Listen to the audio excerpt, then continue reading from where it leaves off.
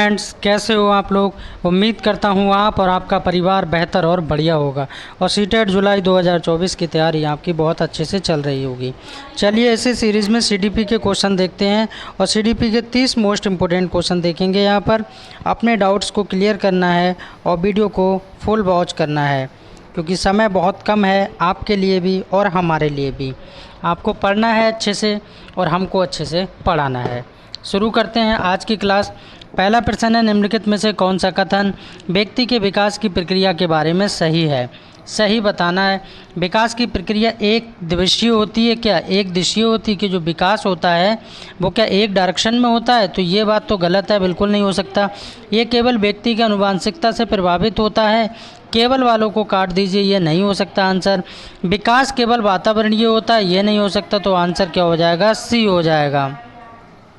तो इसका correct answer क्या हो जाएगा? सी वाला बिल्कुल ठीक हो जाएगा क्योंकि सी से बढ़िया और कुछ नहीं हो सकता। हम जब भी एग्जाम में बैठ के तो ये देखते हैं कि कैसे प्रश्नों को हमको पहले नेगेटिव को हटाना है जब पॉजिटिव में पूछा जाए। तो इसमें देखिए नेगेटिव में हम कैसे हटा सकते हैं। विकास की प्रक्रिया एक दिवसीय होती है, एक दिवसीय होती है, एक डायरेक्शन में होती है, ये गलत हो गया। ये केवल व्यक्ति की आनुवंशिकता, ये केवल वाले हटा दीजिए, ये भी केवल से कट जाएगा। तो सी वाला बिल्कुल ठीक हो जाएगा। नेक्स्ट क्वेश्चन देखते हैं 2 नंबर। 2 नंबर प्रश्न में क्या पूछा जा रहा है, निम्न में से कौन सा प्रश्न बच्चों में विवेचनात्मक चिंतन को बढ़ावा देने का उदाहरण है। विवेचनात्मक चिंतन, इस तरह का एक प्रश्न जरूर पूछा जाता है कि विवेचनात्मक प्रश्न आखिर होते कैसे हैं, कैसे करके। फॉर एग्जाम्पल के तौर पे हम लेते हैं, पता करो कि तटीय इलाके में रहने वाले लोग क्या खाते हैं और वह क्यों। इस तरह के प्रश्न में ये वाला पहला वाला बिल्कुल ठीक हो जाएगा क्योंकि इसमें क्या कहा जा रहा है, पता करो कि तटीय इलाके में रहने वाले लोग क्या खाते हैं और क्यों खाते हैं। क्या और क्यों में तो इस तरह के किस में चले जाते हैं, विवेचनात्मक चिंतन को बढ़ावा देने के एग्जाम्पल हैं यानी कि उदाहरण हैं। बाकी बी सी डी तीनों क्या हो जाएंगे? गलत हो जाएंगे। 3 नंबर प्रश्न देखते हैं, विकास का चरणीय सिद्धांत निम्न के नियमों में से किस पर स्पष्ट रूप से जोर देता है। किस पे स्पष्ट रूप से जोर देता है बताना है। यहाँ पर विकास की निरंतरता, विकास की अनिरंतरता, विकास को प्रभावित करने वाले सांस्कृतिक कारक, विकास प्रक्रिया संबंधित वातावरणीय कारक। तो 3 का राइट आंसर क्या हो जाएगा? विकास की अनिरंतरता, बी बिल्कुल करेक्ट आंसर हो जाएगा। 4 नंबर क्वेश्चन देखते हैं, अधिगम एक सक्रिय प्रक्रिया है। अधिगम एक सक्रिय प्रक्रिया है क्योंकि अधिगम तब होता है जब शिक्षार्थी को कुछ जानकारी दी गई हो। अधिगम याद करने और किसी के व्यवहार में सक्रिय परिवर्तन की ओर संकेत करता है। ज्ञान पर कार्य करते हुए शिक्षार्थी ज्ञान का निर्माण करता है। अधिगम मुख्य रूप से जैविकी कारकों से नियंत्रित होता है। तो 4 का राइट आंसर क्या हो जाएगा? बिल्कुल परफेक्ट आंसर इसका सी हो जाएगा। ज्ञान पर कार्य करते हुए शिक्षार्थी ज्ञान का निर्माण करता है। और सभी भाई बहनों से छोटी सी रिक्वेस्ट है, प्लीज़ अगर वीडियो अच्छी लग रही है तो आप चैनल को सब्सक्राइब करें और वीडियो को लाइक करें और कमेंट करके अपना सुझाव हम तक ज़रूर पहुंचा सकते हैं। टीचर भर्ती का, शिक्षक भर्ती का यह निःशुल्क प्लेटफॉर्म है, किसी भी भाई बहन से कोई पैसा नहीं लिया जाता है। शिक्षण प्रक्रिया में एक महत्वपूर्ण तत्व क्या है? अधिगम है या कौशल है या शिक्षा है या फिर अधिगम और कौशल दोनों हैं? तो डी सही हो जाएगा। फिर अगर ये दोनों हैं तो 5 का राइट आंसर क्या बन जाएगा? डी बन जाएगा। यानी कि अधिगम भी है और कौशल है, तो ए भी दोनों ही सही है, यानी कि आंसर डी सही हो जाएगा। 6 नंबर क्वेश्चन देखते हैं, कक्षा में छात्रों के बीच रुचि बनाए रखने के लिए एक शिक्षक को डॉट डॉट क्या करना चाहिए, एक टीचर को क्या करना चाहिए। क्लासरूम है, क्या है? क्लासरूम है। क्लासरूम है, क्लासरूम में छात्रों के बीच रुचि यानी इंटरेस्ट बनाए रखने के लिए शिक्षक को यानी टीचर को क्या करना चाहिए? ब्लैक बोर्ड का उपयोग करना चाहिए, चर्चा करना चाहिए, कहानियाँ सुनाना चाहिए या प्रश्न पूछना चाहिए। क्या करना चाहिए? तो प्रश्न पूछना चाहिए, जिससे क्या होगा? रुचि बनी रहेगी क्लास में बच्चों के प्रति। तो 6 का डी आंसर बिल्कुल सही हो जाएगा।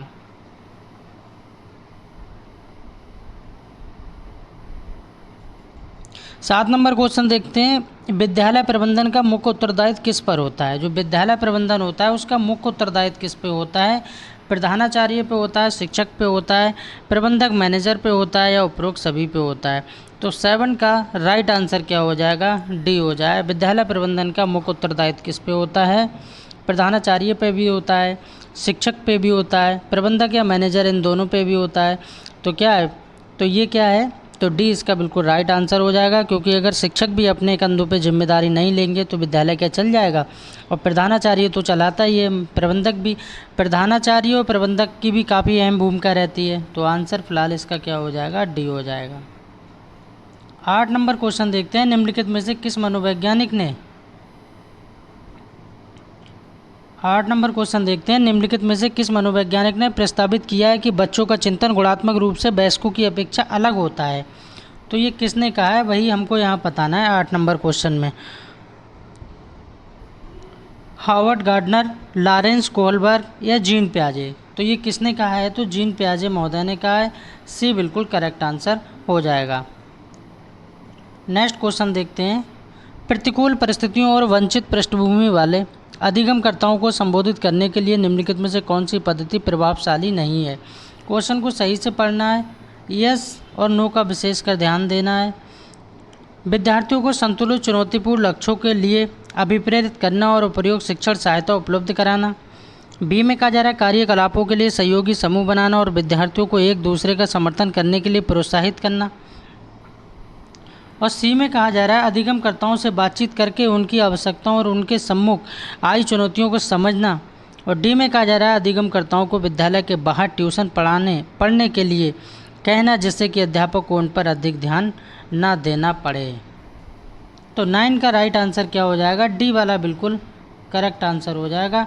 अधिगमकर्ताओं को विद्यालय के बाहर ट्यूशन पढ़ने के लिए कहना, जिससे कि अध्यापक को उन पर अधिक ध्यान देना ना पड़े।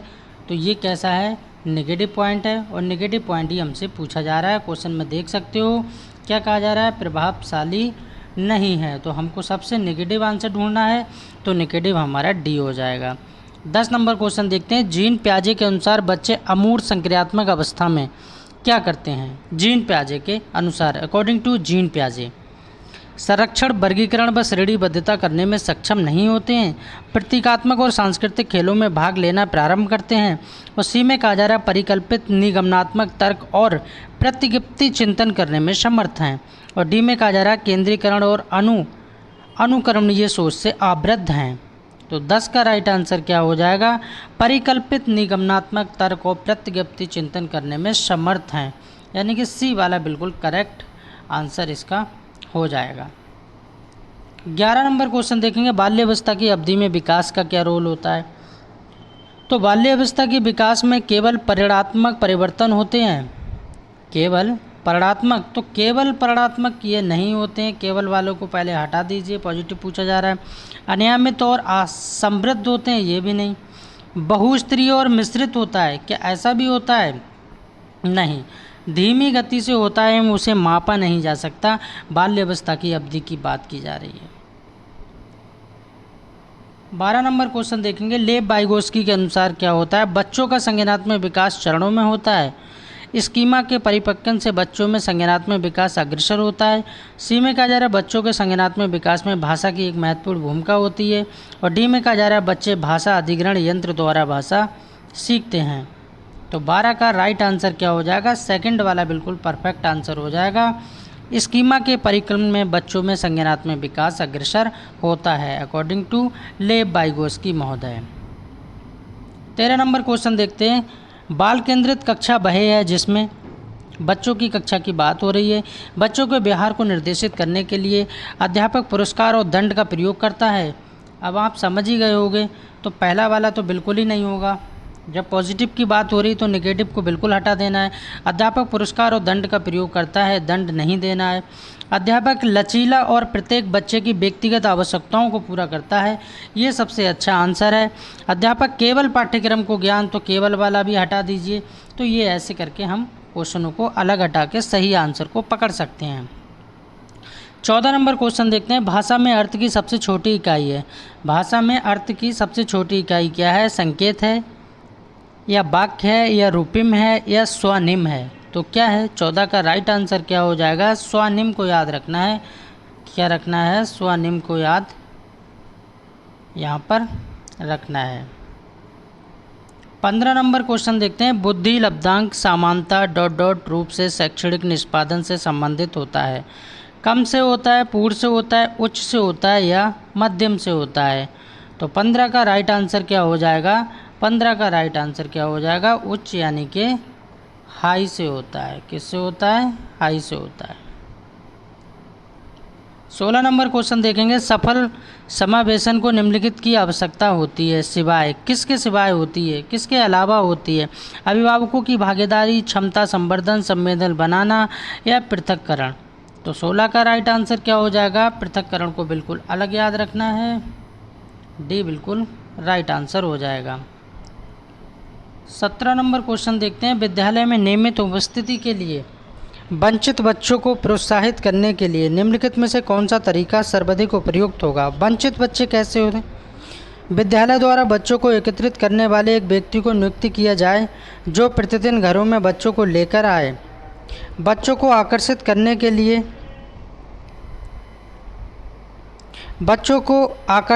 के लिए प्रतिदिन 5 देना, आवासीय विद्यालय खोलना या बच्चों को विद्यालय आने की अनुमति न देने का कानूनी दंडनीय अपराध बनाए रखना। तो 17 का राइट आंसर क्या हो जाएगा? सी वाला बिल्कुल करेक्ट है। आवासीय विद्यालय खोलना, आवासीय विद्यालय खोलना ये सबसे अच्छा तरीका होगा। 18 नंबर क्वेश्चन देखते हैं। विद्यालय में लिंग भेदभाव से बचने का सर्वोत्तम तरीका कौन सा हो सकता है? लिंग भेदभाव, विद्यालय में लिंग भेदभाव को दूर करने के लिए नियम बनाना और कड़ाई से उनका पालन करवाना। ऐसा करेंगे। संगीत प्रतियोगिता के लिए लड़कियों की अपेक्षा लड़कों का चयन करना, ये रूढ़िवादिता को दिखाता है। सी में कहा जा रहा है शिक्षकों द्वारा उनके लिंग पक्षपातपूर्ण व्यवहारों का अधिसंज्ञान। और डी में कहा जा रहा है पुरुष एवं महिला शिक्षकों का समान संख्या में भर्ती करना। तो 18 का राइट आंसर क्या हो जाएगा? 18 का सबसे बढ़िया आंसर क्या हो जाएगा? शिक्षकों द्वारा उनके लिंग पक्षपातपूर्ण व्यवहारों का अधिसंज्ञान करना। सी बिल्कुल ठीक हो जाएगा। 19 नंबर क्वेश्चन देखते हैं। एक बच्चा जो ... से ग्रस्त है, किस प्रॉब्लम यानी समस्या से बच्चा ग्रस्त है वो यहाँ बताना है। यह श एल से डब्ल्यू और बाज WAS और न्यूक्लियर और अनक्लियर में अंतर नहीं कर सकता, यानी न्यूक्लियर और अनक्लियर में अंतर नहीं कर सकता, श और उधर वाज में नहीं कर सकता। तो उसको क्या समस्या है, क्या प्रॉब्लम है उसको? तो क्या है? डिसलेक्सिया है उसको। क्या है? डिसलेक्सिया की प्रॉब्लम है। 20 नंबर क्वेश्चन देखते हैं। एक सशक्त विद्यालय अपने शिक्षकों में निम्नलिखित योग्यताओं में से किसे सर्वाधिक बढ़ावा देगा? परीक्षण करने की प्रवृत्ति को, स्मृति को, अनुशासित स्वभाव को या प्रतिस्पर्धात्मक अभिव्यक्ति को? तो किसको बढ़ावा देगा? तो प्रतिस्पर्धात्मक अभिव्यक्ति को बढ़ावा देगा, यानी डी बिल्कुल करेक्ट आंसर होगा। 21 नंबर क्वेश्चन देखते हैं। किशोर ... का अनुभव कर सकते हैं। किशोर किसका अनुभव कर सकते हैं? आत्मसिद्धि के भाव, जीवन के बारे में परिदृष्टि के भाव, दुष्यंता और स्वयं से सरोकार, बचपन में किए गए अपराधों के प्रति डर के भाव। तो 21 का राइट आंसर क्या हो जाएगा? सी वाला बिल्कुल करेक्ट आंसर हो जाएगा। 22 नंबर क्वेश्चन देखते हैं। शारीरिक रूप से अक्षम बच्चों को सामान्यतः ... होता है। जो शारीरिक रूप से अक्षम होते हैं, सक्षम क्या है? एक्टिव है, और अक्षम क्या है? इनएक्टिव है, बच्चा ठीक नहीं है। डिसलेक्सिया है, डिस्माफिया है, डिस्थीमिया है, डिसकैलकुलिया है। 22 का राइट आंसर हो जाएगा डिस्माफिया। डिस्माफिया को याद रखना है, शारीरिक रूप से अगर असक्षम बच्चा है तो। 23 नंबर क्वेश्चन देखते हैं। लेव वाइगोस्की के समाज संरचना सिद्धांत में दृढ़ विश्वास रखने वाले शिक्षक के नाते आप अपने बच्चों के आकलन के लिए निम्नलिखित में से किस विधि को वरीयता देंगे? कौन सी विधि है जिसको आप वरीयता देंगे? सहयोगी प्रोजेक्ट विधि को सबसे ज़्यादा आप वरीयता देंगे। पहला वाला बिल्कुल ठीक हो जाएगा। 24 नंबर क्वेश्चन देखते हैं। अपनी कक्षा की व्यक्ति भिन्नताओं से निपटने के लिए शिक्षक को चाहिए कि क्या करना चाहिए एक टीचर को? तो शिक्षण और आकलन के समान और मानक तरीके हों, बच्चों को उनके अंकों के आधार पर अलग अलग उनको नामित करें, बच्चों से बातचीत करें और उनके दृष्टिकोण को महत्व दें, विद्यार्थियों के लिए कठोर नियम बनाएं। तो 24 का राइट आंसर क्या हो जाएगा? तो 24 का राइट आंसर सी वाला बिल्कुल करेक्ट हो जाएगा। बच्चों से बातचीत करें, उनके दृष्टिकोण को महत्व दें। शिक्षण और आकलन के समान मानक तरीके अपनाएं नहीं। बच्चों को उनके अंकों के आधार पर अलग नहीं करना है। विद्यार्थियों के लिए कठोर नियम क्यों बनाओगे? ऐसा भी नहीं करना है। 25 नंबर क्वेश्चन देखते हैं। राष्ट्रीय पाठ्य चर्चा की रूपरेखा एनसीएफ 2005 के अनुसार शिक्षक की भूमिका क्या है? एक टीचर की भूमिका क्या है? अकॉर्डिंग टू 2005 की बात हो रही है। टीचर क्या है? तो टीचर एक, कई बार इस क्वेश्चन को पूछा गया है, सुविधादाता है। बहुत बार इस क्वेश्चन को पूछा गया है, अच्छा क्वेश्चन है, रिपीट होता है बार बार। 26 नंबर क्वेश्चन देखते हैं। अनुसंधान सुझाते हैं कि एक विविध कक्षा में अपने विद्यार्थियों से शिक्षिका की अपेक्षाएं विद्यार्थियों के आदगम हैं पर महत्वपूर्ण प्रभाव छोड़ती हैं। बी में कहा जा रहा है का एकमात्र निर्धारक होती हैं, और सी में कहा जा रहा है के साथ संबंधित नहीं मानी जानी चाहिए, और डी में कहा जा रहा है पर कोई प्रभाव नहीं छोड़ती। 26 का राइट आंसर पहला वाला हो जाएगा, बिल्कुल ही पर महत्वपूर्ण प्रभाव छोड़ती हैं। 27 नंबर क्वेश्चन देखते हैं। सुनने में असमर्थ बच्चा, जो सुनने में असमर्थ बच्चा है, उसके लिए कहा जा रहा है कि श्रवण असमर्थता वाले बच्चों के विद्यालय में ही भेजा जाना चाहिए, नियमित विद्यालय में नहीं। तो ये क्या है? गलत है। केवल वाला काट दीजिए पहले, केवल अकादमिक शिक्षा से लाभ नहीं उठा पाएगा।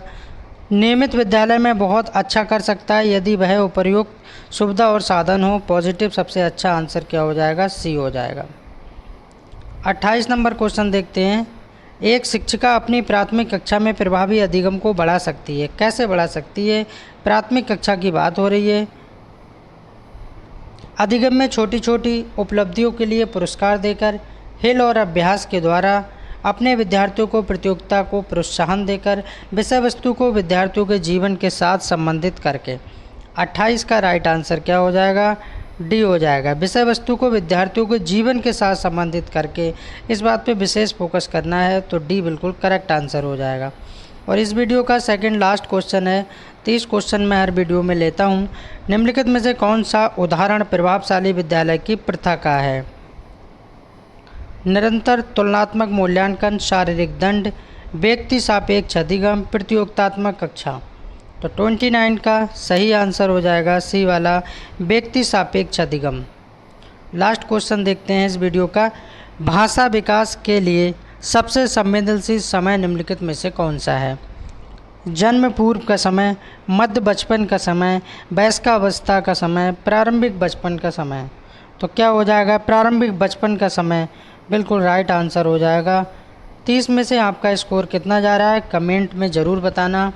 बिंदास रहिए, खुश रहिए, मस्त रहिए और एक पॉजिटिव सोच के साथ अपनी तैयारी करते रहिए।